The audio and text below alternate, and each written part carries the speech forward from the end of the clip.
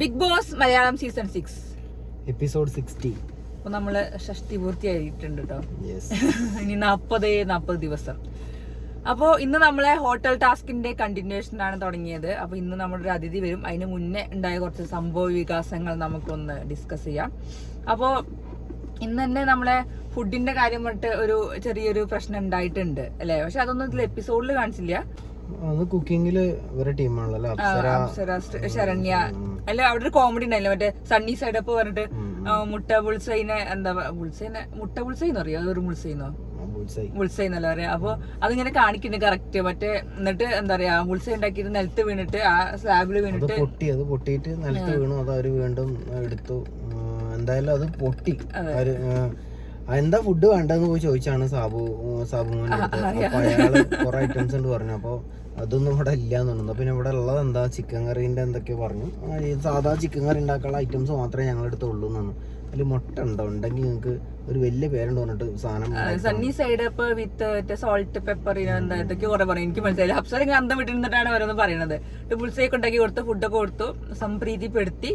അത് കഴിഞ്ഞിട്ടാണ് പിന്നെ അടുത്ത ടാസ്ക് വന്നത്. ഒരു രാജകുമാരി വരുന്നുണ്ടെന്ന് പറഞ്ഞിട്ട്, ശരിക്കും രാജകുമാരിന്റെ പോലെ തന്നെ ഉണ്ടായിരുന്നു കേട്ടോ ശ്വേതാ മേനോൻ വരുന്നത്. അങ്ങനെ നമ്മുടെ ശ്വേതാ മേനോൻ വന്നെത്തിയിരിക്കുന്നു. ലൈവിൽ ഒരുപാട് സംഭവങ്ങൾ ഉണ്ടായിട്ടുണ്ട്, ഒന്നും കാണിച്ചിട്ടില്ല, ഒക്കെ കട്ട് ചെയ്ത് പോയിട്ടുണ്ട്. അപ്പൊ എനിക്ക് തോന്നുന്നു ഈ എപ്പിസോഡ് ശ്വേതാ മേനോൻ വരുന്ന സംഭവങ്ങളൊക്കെ കാണിക്കാൻ വേണ്ടിട്ടായിരിക്കും ലൈവിലുണ്ടായിരുന്ന ഒരുപാട് കാര്യങ്ങൾ കട്ട് ചെയ്ത്. അതെ, സായിന്റെ ടീമിനെ പുറത്താക്കിയ സീനൊക്കെ കാണിച്ചിട്ടുണ്ടായിരുന്നു. അതായത് പുറത്താക്കിയല്ല, അവര് സ്വയം രാജി വെച്ചതാണ്. മറ്റേ ക്യാപ്റ്റനായിട്ടുള്ള ഒരു ജഗടയില് ഉണ്ടായിട്ട് കള്ളൻ എന്നൊക്കെ വിളിച്ചു എന്ന് പറഞ്ഞിട്ട് അവര് ഗെയിം കളിച്ചിട്ട് അവര് നല്ല മൂവ് തന്നെയായിരുന്നു ശരിക്കും പറഞ്ഞാൽ. അതെ അതെ, ആ പോയിന്റ് കൊടുത്തത് അത് നിങ്ങൾ ലൈവ് കണ്ടത്. ഇപ്പൊ നമ്മൾ പറഞ്ഞത് ഋഷിക്ക് എന്താന്ന് വെച്ചാൽ ക്യാപ്റ്റൻ വെറും വേസ്റ്റ് ആണ്. അയാള് സ്വന്തമായിട്ടൊരു തീരുമാനം എടുക്കാനും വയ്യ. ഒക്കെ പോയി ചോദിച്ചു, ഓരോരോ റാണിയുടെ അഭിപ്രായം ചോദിച്ചിട്ട് അയാൾക്കൊന്ന് തുമ്മണെങ്കിലും വേറെ ഞാൻ ഒന്നും പറയില്ല. എല്ലാത്തിനും അയാൾക്ക് വേറൊരാള് അഭിപ്രായമല്ല, ഒരാൾ പറഞ്ഞു കൊടുത്താൽ മാത്രം ചെയ്യാൻ പറ്റുന്ന, സ്വന്തമായിട്ട് ഈ ഒരു ക്യാപ്റ്റൻ എന്നുള്ള രീതിയിൽ ഒരു നിലപാടും ഇല്ലാത്ത ഒരാള്. HR മാനേജർ എന്ന് പറഞ്ഞു. അതിന്റെ പേരിലാണ് അടികൾ കംപ്ലീറ്റ്. അതെ, അവരുടെ ഇടയിൽ ഒരു അടി ഉണ്ടായിട്ട് അങ്ങനെ എന്റർടൈൻമെന്റ് ടീം സ്വയം രാജിവെച്ച് പോയി ശരിക്കും. അങ്ങനെയാണ് അവര് പുറത്ത് നിൽക്കുന്നത്. അകത്ത് കയറാൻ പറ്റില്ല. അതാണ് അവരുടെ യൂണിഫോം ഒക്കെ മാറ്റി നോർമൽ ഡ്രസ് ആയത്. അതായത് അവര് എന്താ പറയാ, ഗസ്റ്റ് ഒരു പരാതി പറഞ്ഞു. അതിന്റെ പേരിൽ ഗസ്റ്റ് കൊടുത്ത ഇത് എന്താ പറയാ, കോയിൻസ് തിരിച്ചു വേണമെന്നുള്ളതല്ല, തിരിച്ച് അവർ തരികയാണെന്നുണ്ടെങ്കിൽ നിങ്ങളൊന്ന് സംസാരിച്ച് നോക്കൂ, തരികയാണെങ്കിൽ ഓക്കെ എന്ന് പറഞ്ഞു. അപ്പോഴത്തേക്ക് അതിന് കുറെ നാടകം കളിച്ചു നോക്കി ഋഷി അത് കിട്ടാൻ വേണ്ടിയിട്ട്. അവരത് കൊടുക്കണില്ല തീരുമാനിച്ചു. അങ്ങനെ ലാസ്റ്റ് അത് പവർ ടീമിന്റെ അടുത്തെത്തി. പവർ ടീം ഒരു പണിഷ്മെന്റ് ആയിട്ട് ചെന്നു. പവർ ടീം പറഞ്ഞു രണ്ടാളെ പറഞ്ഞുവിടാൻ, അല്ലെങ്കിൽ കോയിൻ തിരിച്ചു തരാൻ പറഞ്ഞു. അപ്പൊ അവര് പറഞ്ഞു ഞങ്ങൾ 4 ആളും ഒരുമിച്ച് നിൽക്കുകയാണ്, അങ്ങനെയാണെങ്കിൽ ഞങ്ങൾ 4 ആളും രാജിവെക്കണം പറഞ്ഞു. അങ്ങനെ ബിഗ് ബോസ് വിളിച്ചു, കൺഫ്യൂഷൻ റൂമിൽ നിന്ന് ചോദിച്ചു, നിങ്ങൾ രാഷ്ട്രീയ തീരുമാനമാണോ, നിങ്ങൾക്ക് ഗെയിമിൽ നിന്ന് പുറത്താവും, കുഴപ്പമുണ്ടോ എന്ന് ചോദിച്ചു. ഇല്ല, ഞങ്ങൾ 4 ആളും ഒരുമിച്ച് നിൽക്കുകയാണെന്ന് പറഞ്ഞു. അതാണ് അവരിപ്പോൾ ഗെയിമിന് അല്ലാതെ നിൽക്കുന്നത്. ഗെയിമിൽ നിന്ന് പുറത്തായി. ഇപ്പൊ അവര് ഔട്ട്സൈഡേഴ്സ് ആണ്. അത് കഴിഞ്ഞിട്ട് പിന്നെ ശ്വേതാ മേനോൻ വന്നു. ശ്വേതാ മേനോൻ ഒരു ഡയമണ്ട് കൊണ്ടാണ് വന്നിരിക്കുന്നത്. നല്ല ഇത് വെച്ചിട്ട് നല്ല ഡയമണ്ട് പോലെയാണ്. അതെ, നല്ല അടിപൊളിയായിരുന്നു. ഡയമണ്ട് നല്ല പവറുള്ളൊരു സാധനമാണ്. പിന്നെ അത് കഴിഞ്ഞിട്ട് പിന്നെ നമ്മുടെ വന്നപ്പോ മുതൽ നോട്ടം പവർ റൂമാണ്. അതെ, അപ്പൊ ശ്വേതാമേനൻ തന്നെ ഒരു കളി തുടങ്ങിയിട്ടുണ്ട് അവിടെ. എന്തായാലും സാബുമോനും ശ്വേതാമേനും കൂടിയിട്ട്. പിന്നെ അതിൽ ഇടയിൽ പറഞ്ഞിരുന്നു, സാബു പറഞ്ഞിരുന്നു ജിൻഡോ ജാസ്മിനൊക്കെ നല്ല ആക്റ്റീവ് പ്ലേയേഴ്സ് ആണ്, നല്ല അടിപൊളിയാണ്. ശ്വേതാമേനും വന്നപ്പോൾ പറഞ്ഞിരുന്നു രണ്ടുപേരും നല്ല ഇതായിട്ടുണ്ട്. കാരണം നല്ല ആക്റ്റീവായിട്ട് ഒന്നാമത് നല്ല ഇതാവുണ്ട്. പിന്നെ ജാസ്മിന്റെ ഓവർ ആത്മാർത്ഥത. അത് കഴിഞ്ഞ് ജാസ്മിൻ നല്ല റോബോയിട്ട് നല്ല അടിപൊളി വേഷത്തിലുണ്ടായിരുന്നു. അങ്ങനെ ശ്വേതാ മേനോൻ ജാസ്മിൻ ഒരു ടാസ്ക് കൊടുത്തു, നിങ്ങളുടെ ഒരു എന്റർടൈൻമെന്റ് സാധനം ഞങ്ങൾക്ക് കാണണം വൈകുന്നേരം. അപ്പോൾ ജാസ്മിനോട് പറഞ്ഞു നിങ്ങളെല്ലാരും വിളിച്ചിട്ട് ജീൻസ് മൂവിയിലെ പാട്ടിട്ടിട്ട് ഒരു ഡാൻസ് കളിക്കാൻ പറഞ്ഞു. എല്ലാരും വിളിച്ചിട്ട് മറ്റേ ലിവിംഗ് റൂമിൽ വന്നിരിക്കാൻ പറഞ്ഞു. അതില് ജാസ്മിൻ ചെന്നിട്ട് ജാസ്മിന്റെ അവിടെ പരാതി പറഞ്ഞു, ഓണേഴ്സ് മാത്രം വരുന്നില്ല എന്ന് പറഞ്ഞു. അതില് ശ്വേതാ മേനോൻ പറഞ്ഞു ഓണേഴ്സ് എന്തായാലും വരണം എന്ന് പറഞ്ഞു. അങ്ങനെയാണ് നമ്മുടെ ഇന്നത്തെ മെയിൻ അടി തുടങ്ങുന്നത് ഗൈസ്. അടി മാത്രമല്ല, ഒരു നടികർ സംഘം തന്നെ, അവിടെ ഒരു ഭയങ്കരമായ സംഘം തന്നെയാണ് അവിടെ രൂപപ്പെട്ടു പോയത്. അയ്യോ, ആ ഒരു ജാസ്മിൻ പോയി വിളിക്കുന്നു, അവര് വരാതിരിക്കുന്നു, വീണ്ടും പോയി വിളിക്കുന്നു, വരാതിരിക്കുന്നു, വീണ്ടും പോയി വിളിക്കുന്നു. അവര് എന്താ പറയാ, നമ്മളെ കട്ടിൽ റാണിയും റസ്മിൻ ബായി ഇരുന്നിട്ട് അപ്പം ചുട്ട് കളിക്കാൻ വേണ്ടി. റസ്മിന് പുതിയ പേരുണ്ട്, നിക്കർ റാണി. അപ്പൊ അങ്ങനെ എന്താ നിക്കർ റാണി നിക്കറിൽ മുള്ളായിരുന്നു. അപ്പം ഗ്യാസ് ഓഫ് ആക്കി പോയി നമ്മള് ജാസ്മിൻ ഗ്യാസ് ഓഫ് ആക്കുന്നു, അടി പൊട്ടുന്നു. അങ്ങനെ പിന്നീട് പിന്നെ നടന്നതാണ് ഞങ്ങള് ഇത് ഈ എപ്പിസോഡിന്റെ റിവ്യൂ പറയാൻ വേണ്ടി മാത്രം ഞങ്ങൾ ഇത് ക്ഷമിച്ചിരുന്ന് കണ്ടതാണ്. അല്ലെങ്കിൽ ഞങ്ങൾ എന്നോ ഇട്ടുപോയിരുന്നു സാധനം. അത്രയ്ക്ക് വെറുപ്പിക്കുന്നു രണ്ടാളും കൂടി. ഒരു റിവ്യൂ ഇടുന്ന ഒരു പരിപാടി ഇല്ലാന്നെങ്കിൽ അവിടെ വെച്ചിട്ട് വേഗം നിർത്തിട്ട് പോയിരുന്നു. വെറുപ്പിച്ച് കൈ തരുന്നു. നിങ്ങൾക്ക് എല്ലാവർക്കും അങ്ങനെ തന്നെ ആവുന്നെന്ന് ചോദിച്ചു. പിന്നെ അങ്ങോട്ട് നടന്ന കംപ്ലീറ്റ് നാടകമായിരുന്നു. അതിനിടെ റസ്മിൻ ബായ് കരയാൻ വേണ്ടി കുറെ കഷ്ടപ്പെടുന്നുണ്ട്. 2 തുള്ളി നമ്മളെ ഋഷീന്റെ പോലെ കണ്ണു കുത്താനുള്ള എന്തെങ്കിലും ഐറ്റംസ് ഉണ്ടായിരുന്നെങ്കിൽ അങ്ങനെങ്കിലും കണ്ണിന്ന് കുറച്ച് വെള്ളം വന്നെങ്കിൽ റസ്മിൻ ബായ് മാക്സിമം ശ്രമിച്ചു കരയാൻ വേണ്ടിട്ട്. ജാസ്മിൻ എങ്ങാനും അവൾക്കെതിരെ തിരിയോ എന്നെ ഫിസിക്കൽ അസോൾട്ടിനെ കളയോ എന്നുള്ള പേടിയിൽ റസ്മിൻ പരമാവധി ആക്ടിങ് ചെയ്തുകൊണ്ടേ ഇരിക്കുന്നു. പക്ഷെ ഒരു തുള്ളി കണ്ണീര് ആ കണ്ണെന്ന് വന്നിട്ടില്ല. അതിന്റെ ഇടയിൽ ചെവിടും അതിന്റെ ഇടയിൽ കയറി പെട്ടെന്ന് അയ്യോ ഇവര് രണ്ടാളും കൊണ്ടുപോകാനുള്ള ഷോ എന്നാ ഞാനും കയറി കളിക്കാറുണ്ട്. അതിന്റെ ഇടയിൽ കയറിയിട്ട് എന്താ പറഞ്ഞുപൊളി അതിന്റെ ഇടയിൽ കൂടെ ഉണ്ടാക്കി. അയ്യോ പിന്നെ നോറേന്റെ ന്യായീകരണം ഫുള്ള് ഉണ്ടായിരുന്നത് അപ്പുറത്ത്.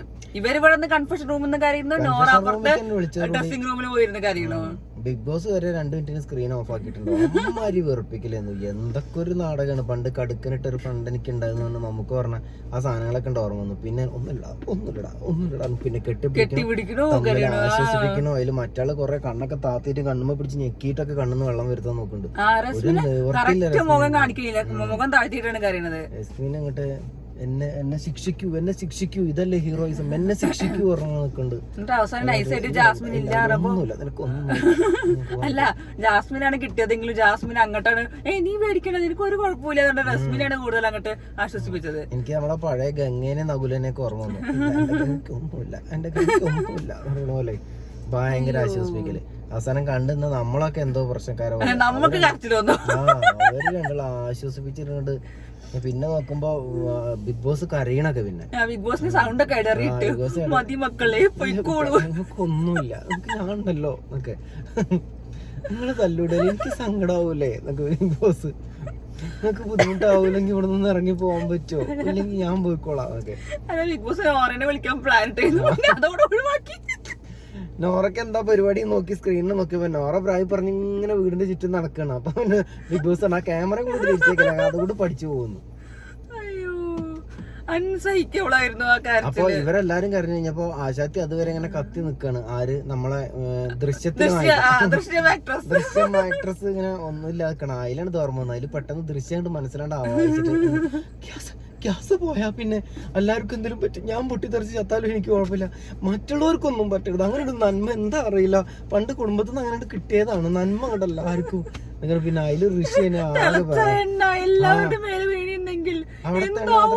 ആകെ ഗ്യാസ് കൊണ്ട് ഓൺ ചെയ്യണത് അപ്പൊ തന്നെ ഓഫ് ആക്കണത് കണ്ട് പിന്നെ എന്താണ് ഈ തിളച്ച എണ്ണ എന്നൊക്കെ മനസ്സിലായി. പിന്നെ എന്തിനാണ് വെക്കുന്നത് തിളച്ച എണ്ണ വെറുതെ ഇങ്ങനെ തിളപ്പിച്ചിട്ട് വെക്കുന്നത്. അവിടെ കുക്കിങ്ങും പരിപാടിയൊക്കെ കഴിഞ്ഞത് പിന്നെ തിളച്ചിരിക്കുന്നത്. തിളച്ച എണ്ണ കയ്യിൽ വീണ പിന്നെ എന്തായിരിക്കും അവർക്കാർക്കെങ്കിലും എന്തെങ്കിലും പറ്റും. എന്റെ മുഖത്തേക്ക് തെറിച്ചോട്ടെ അതെനിക്ക് കുഴപ്പമില്ല, ബാക്കിയുള്ളവർക്കൊന്നും പറ്റരുത് എന്നൊക്കെ. അയ്യോ ഇനിയിപ്പോ ഇതിന്റെ അടിയിൽ കമന്റ്സ് വരും നമ്മള് കളിയാക്കുക. ഞങ്ങൾക്ക് അത് അട്ടർ ഫേക്ക് ഡ്രാമയാണ് തോന്നിയ എല്ലാവരും. ഈ 4 പേരും റസ്മിൻ, ജാസ്മിൻ, അൻസിബ, നോറ. അയ്യോ അത് നാടകം കളി എന്നൊന്നും പറഞ്ഞിട്ട് നാടകത്തിലെ നല്ല കലാകാരന്മാരെ കളിയാക്കാൻ നമുക്ക് ഊളത്തരം മാത്രമേ എനിക്ക് പറയാൻ പറ്റുള്ളൂ. വേറൊരു ഊളത്തരം. അത് കഴിഞ്ഞ് അപ്പം ഓരോരുത്തരും മത്സരിക്കാൻ അഭിനയിക്കാൻ. അത് കഴിഞ്ഞവരോട് കക്ക എന്റെ മാല തരൂ, കക്ക എന്റെ മാല തരൂ വെച്ചിട്ട് ജാസ്മിൻ ചെല്ലുന്നു. ആശാൻ അത് കണ്ട് വീർത്തിട്ടാണ് തോന്നുന്നു. മാല മൂപ്പരെ കയ്യിലുണ്ടായിട്ട് എന്റെ അടുത്ത് ഞാൻ ബിഗ് ബോസിന് എടുത്തു. അതില് എന്താ വേണ്ട ഞാനിങ്ങനെ നിന്ന് എന്റെ ജീവിതം തീർത്തോളാം. മറ്റേ എന്താ പറയാ പഞ്ചാബി ഹൗസിലുണ്ട് ലാസ്റ്റ് എന്താ പറയാ ദിലീപേട്ടൻ ഒരു കല്യാണം കഴിക്കാൻ പറ്റാത്ത പോലീസ് അതൊക്കെ എനിക്ക് ഓർമ്മ വന്നു.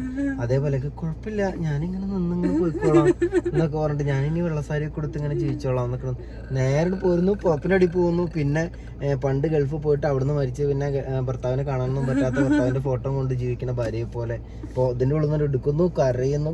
തരാൻ പറയടാ അല്ലെങ്കിൽ നിന്റെ ആത്മാവിന് ശാന്തി കിട്ടില്ല അതുകൊണ്ടാണ് എന്നൊക്കെ പറഞ്ഞു. മറ്റേ നരസിംഹത്തിലൊക്കെ മറ്റേ കുടത്തിലാക്കി വെച്ചിട്ടുണ്ടല്ലോ ആ കുടമൊക്കെ നോക്കി കരയണ പോലെ എന്ത് തേങ്ങയാണ് ഇവളൊക്കെ കാണിക്കണെന്നുള്ളതാണ്. അല്ല ഗബ്രീന്റെ ചെരുപ്പിട്ട് അടക്കണോ, ഷർട്ട് ഇട്ട് അടക്കണോ, എന്തൊക്കെയോ കാണിക്കണോ, ഫോട്ടോ വെക്കണോ.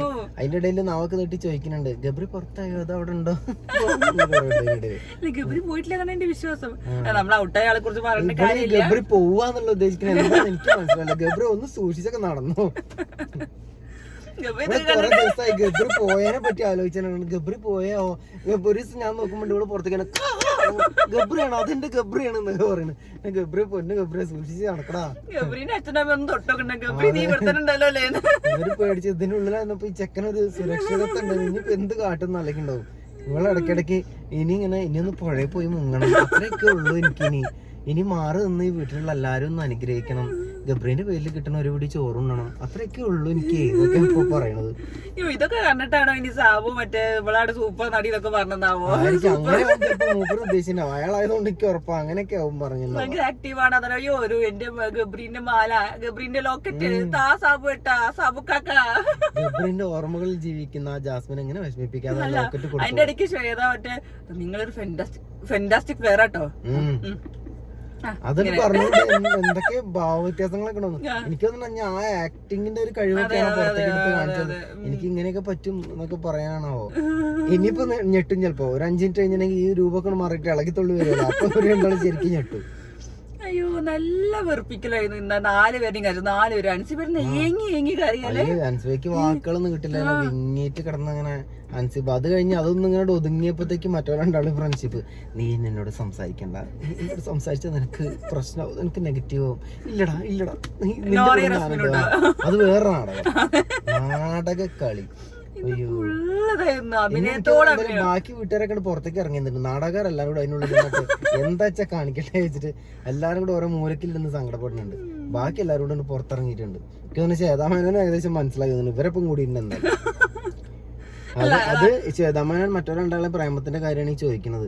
അപ്പൊ എനിക്ക് തോന്നുന്നു നോറ അവിടെ കിടക്കുന്നത്. അതെ ജാസ്മിന്റെ പ്രേമത്തിന്റെ ചാടി നീച്ചു വന്നിട്ട് പിന്നെ അതിന്റെ വിശദീകരണം ഉണ്ടെങ്കിൽ പറഞ്ഞു കൊടുക്കുന്നത്. ചെന്നൈ ടൗണ് മുഴുവൻ കേൾക്കുന്നുണ്ടാവും ഇങ്ങനെ കിരക്കിരക്കിരക്കിര ശബ്ദം കൊണ്ട്. എന്തായാലും ഒരു കഥ. എനിക്ക് വേറെ കാര്യം പറയുന്നത്, ശ്രീരേഖ നല്ല അടിപൊളിയായിട്ട് ചെയ്യുന്നത് കേട്ടോ. എനിക്ക് കോമഡി ഈ സംഭവത്തിനിടയിൽ ഇവരൊക്കെ മുങ്ങിപ്പോയി. അതെ അത് സത്യം. ഇന്നത്തെ എപ്പിസോഡ് തന്നെ മറ്റൊരു കൊണ്ട് 4 കരച്ചിൽ റാണികൾ. എന്താണെന്നറിയോ, ഇന്നിപ്പം അവരത് എന്താ അവര് ചെയ്യണ ഇന്നത്തെ എന്റർടൈൻമെന്റ് അതിലാണ് ശ്രീരേഖയൊക്കെ ഉള്ളത്. അവരൊക്കെ ഒരുപാട് കാര്യങ്ങൾ പ്ലാൻ ചെയ്ത് നിൽക്കുക, എല്ലാം നശിപ്പിച്ചു കൊടുത്തു ഈ 3-4 ഫ്രണ്ട്സ്. 4 പേര്. എന്താ അൻസിബയ്ക്ക് പേടിയാണ് എങ്ങാനും റസ്മിന്റെ ഭാഗത്ത് തെറ്റ് വന്ന പവർ ടീമിനെതിരെ പവർ ടീമിന് മോശമാവും. അതൊക്കെ ഓരോന്ന് വരുമ്പോഴും പവർ ടീമിന് മോശമാവും എന്നുള്ള പേടിയുണ്ട്. ഇത് മൊത്തം വരുമ്പോ അൻസിബയ്ക്കും വരുമല്ലോ. ആൾക്കാരെ മേലെ ആൾക്കാരിലേക്ക് എത്തിച്ചു കൊടുക്കുകയാണ്. അത് തിളച്ച എണ്ണ എല്ലാവരും ഞാനിങ്ങനെ ഗുളുഗുളു ശബ്ദം നിങ്ങൾ കേട്ടതിന് തിളച്ചിട്ട് എന്നൊക്കെ ചോദിക്കണ്ട അൻസിബ. വല്ലാത്ത കഥ. എന്തായാലും അട്ടർ ഫേക്ക് സാധനങ്ങളായിരുന്നു കണ്ടത്. നല്ല ബോറായിരുന്നു. എന്തായാലും ചേതമേനം വന്ന ദിവസം അടിപൊളിയുണ്ട്. അതെ, ഇനിയിപ്പോ നാളെ ഇനി എന്തോരം ഉണ്ടാവും അത് കണ്ടറിയാം. ഇനി വേറെ വല്ല ഗസ്റ്റ് വരുന്നുണ്ടാവും അല്ലേ? അല്ല നാളത്തെ ടാസ്ക് കഴിഞ്ഞാൽ 3 ദിവസം കൂടി ഉണ്ടാവുന്നതാണ് ശ്വേതാമേനം പറഞ്ഞത്. ഗസ്റ്റ് അല്ല ലാലേട്ടനും ബിഗ് ബോസും എല്ലാരും കൂടി ഇതിന്റെ ഉള്ളിൽ വന്നാലും ഇവർ ഇങ്ങനെയൊക്കെ തന്നെ പോകും. ആരെന്തോ കൊടുത്തിട്ടും കാര്യം.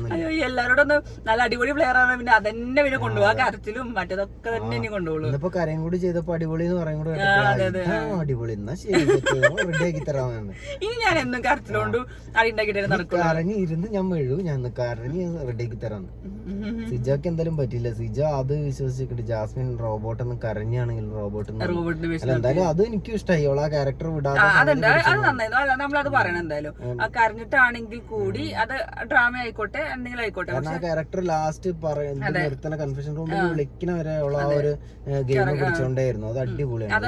അത് നന്നായിരുന്നു. ഇന്ന് ജാസ്മിൻ ചെയ്ത റോബോ ക്യാരക്ടർ അടിപൊളിയായിരുന്നു. മാത്രമല്ല ഇപ്പം ഗബ്രി പോയിന്റ് ആണെങ്കിൽ ഇനിയിപ്പോ എന്തിന്റെയൊക്കെ പേരിലാണെങ്കിൽ ജാസ്മിൻ വെറുപ്പിക്കല് കുറച്ചൊക്കെ ഒന്ന് കുറഞ്ഞു.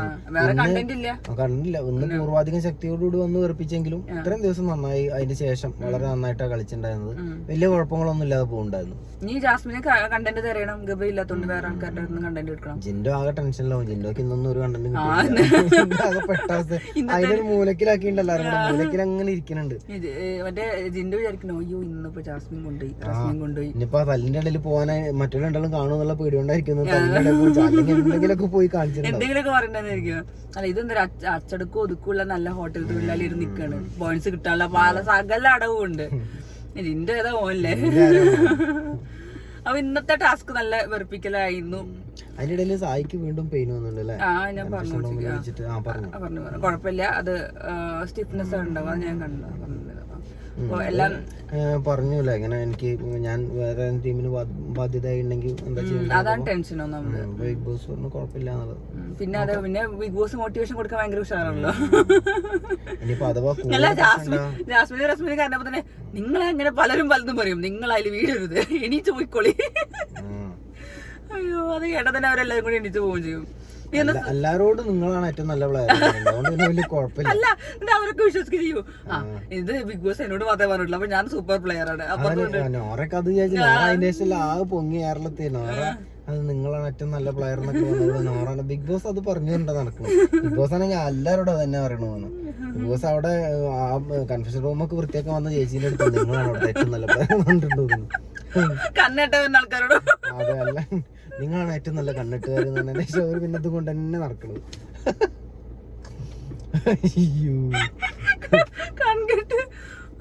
ആ ഡോക്ടറോട് ആ ചികിത്സിച്ച ഡോക്ടറോട് ആണ് നിങ്ങളാണ് ഏറ്റവും നല്ല ഡോക്ടർ. നിങ്ങൾ ബോംബെയിലല്ലേ, എന്നാ നിങ്ങളാണ് ഏറ്റവും നല്ല ഡോക്ടർ. അതെന്തിനാ ഡോക്ടറായിരുന്നു? സൈക്കോളജിസ്റ്റ്. അയാളിപ്പോ പറക്കണെന്ന് അയാളെ അഡ്രസ്സിൽ നിന്നൊക്കെയാണ് എല്ലാവരും കൂടെ നടക്കണത്.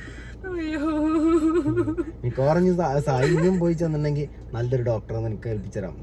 എന്താ പറയുക, മറ്റേ മുംബൈയിലുള്ള ഡോക്ടറാണ്, ഡോക്ടർ സണ്ണി. എന്നിട്ട് അയാളപ്പോ മിക്കവാറും ഏർപ്പാടാക്കി കൊടുക്കും. അല്ല, ഇന്ന് കണ്ടനാണെങ്കിലും വേദന കൊണ്ട് സഹിച്ച പറഞ്ഞു നിങ്ങൾ നല്ല കളിക്കാരനാണ്, ഗെയിമറാണ് പറയുമ്പോഴത്തേക്കും എല്ലാം മാറി. സായി നിൽക്കും, നിങ്ങൾ നല്ല കളിക്കാരനെ എന്നെ തന്നെ പെട്ടെന്ന്. അയ്യോ, അപ്പൊ ഇന്നത്തെ അതാണ് കഴിഞ്ഞു. പിന്നെ സായിനെ മുടി കെട്ടി നല്ല വിറ്റേന്നുണ്ടോ, നല്ല കോമഡി ആയിരുന്നു. നല്ല രണ്ട് സെറ്റിങ്ങനെ കിട്ടിയത്, നല്ല നന്ദന കെട്ടി കൊടുത്തത്. അതെ, നല്ല തിക്ക് മുടിയുണ്ട്, അപ്പൊ നല്ല രസമുണ്ട് അത് കാണാൻ. അപ്പൊ ഇന്നത്തെ ഇത് കഴിഞ്ഞു. ഇനി നാളെ ഹോട്ടൽ ടാസ്ക് കണ്ടിന്യൂ ചെയ്യാം. മിക്കവാറും ഷഫിൾ ഉണ്ടാവും, ടീമുകൾ തമ്മിൽ നോക്കാം. ഇനി അടുത്ത അടി ഉണ്ടാവും. നാളെ ആർക്കൊക്കെ സ്ക്രീൻ സ്പേസ് കിട്ടുന്നുണ്ട്. ഇതിന്റെ ബാക്കി എനിക്ക് തോന്നുന്നു നാളെ ജിൻഡോ എന്തെങ്കിലും ഇന്ന് കംപ്ലീറ്റ് ജിൻഡോ സ്ക്രീനിൽ തോന്നുന്നു. നാളെ പോലെ മോഷൻ ഉണ്ടാവും തോന്നുന്നു. ആ ഡയമണ്ട് ആണെങ്കിൽ മറ്റൊരു പ്ലെയർ ഇപ്പൊ മറ്റൊരു ഔട്ടല്ലോ, രാജിവെച്ചല്ലോ സായി. അല്ല, അവർ അതിന്റെ ഉള്ളിൽ അങ്ങനെ ഒരു പ്ലാൻ നടത്തുന്നുണ്ട്. അത് ജിൻഡോ പറഞ്ഞിട്ടില്ലേ, ഞാനുണ്ടായിരുന്നു ആ പ്ലാൻ. ഇപ്പൊ ഞാനില്ല കേട്ടോ, അതിൽ തന്നെ നിക്കാൻ പറഞ്ഞിട്ടുണ്ട്. എന്നാ എനിക്ക് ഒരു ഹിഡൻ ടാസ്ക് കൊടുത്താണ്. എന്തായാലും എല്ലാരും കൂടെ എന്തൊക്കെ കാട്ടും. മിക്കവാറും അത് എന്തെങ്കിലും കലമ്പാക്കി കൈ കൊടുക്കും. അടിപൊളിയായിട്ടൊന്നും കൊണ്ടുപോകുന്ന എനിക്ക് തോന്നുന്നില്ല. അപ്പൊ ഇനി നാളത്തെ ലൈവ് അപ്ഡേറ്റിലേക്ക് പോവാം. ഓക്കെ.